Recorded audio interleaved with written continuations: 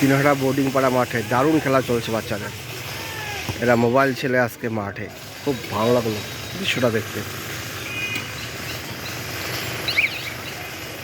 যুবক ছেলেরা মোবাইল ছেড়ে মাঠে, এতে দেহ মন স্বাস্থ্য একতা দলতা সব এই খেলাধুলার মাধ্যমেই আসবে, মোবাইলে যেটা আসে না। খুব ভালো জিনিস, দারুণ খেলাধুলা করছে বল পাশে।